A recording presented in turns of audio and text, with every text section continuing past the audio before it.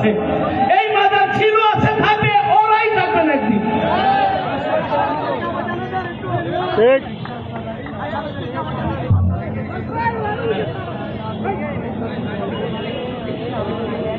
আমাদের টাইম নেই, রিক্সা চালায় আমারে পুরস্কার করছে, আমিও তোমারে 500 টাকা পুরস্কার করছি। আমাদের সময় খুব সংক্ষিপ্ত, আমাদের অনেক সিনিয়র শিল্পীরা এখানে বসে আছেন গরমের মধ্যে, সুতরাং আমরা সবার কথা শুনতে, সবার গান শুনতে পারবো না হয়তো। আর অনেকে সহমতি জানাইছেন, এখানে আসছেন, এখানে অনেক লেখক, কবি, সাহিত্যিকরা আসছেন এবং এখানে অভিনয় শিল্পীরা অলরেডি আমাদের সাথে আসছেন। অনেকে সহমতি জানাই এখানে আসছেন, সবাইকে আমরা আমাদের পক্ষ থেকে স্বীকৃতি জানাচ্ছি। আর 27 তারিখে এই কেন্দ্রীয় শহীদ মিনার আপনারা সবাই আমন্ত্রিত।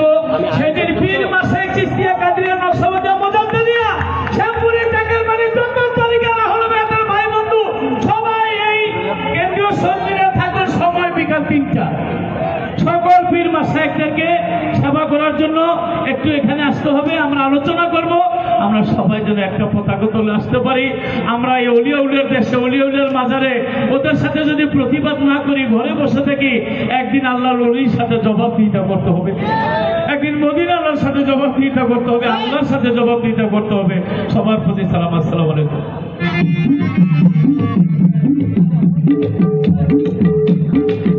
এবারে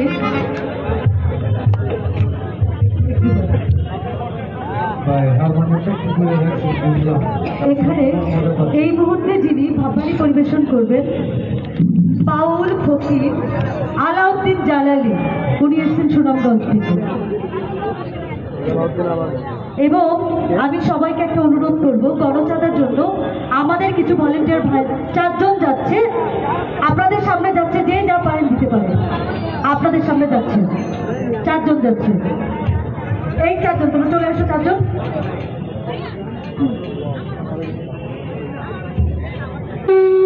এই 4 জন যাবে,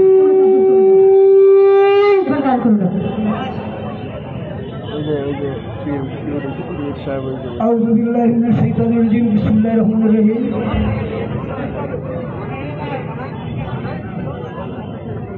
আমরা একত্রিত হয়েছি বাংলাদেশের বাউল, ফকির, সুফি, সাধক এবং গুণী মহাগুণী, আশিক, ভক্ত, শাহজালাল 17 স্মৃতি বিজড়িত পূর্ণভূমির অনেক কৃতি সন্তান, আমার সঙ্গীতের গুরু দুর্বিন শাহ এবং শাহ আব্দুল করিমের চরণে ভক্তি দিয়ে ওইখানে যারা সাধুগুরু, কবি, সাহিত্যিক, বাউল আছেন, প্রত্যেকের কাছে শ্রেণীমত সালাম, প্রীতি, শুভেচ্ছা।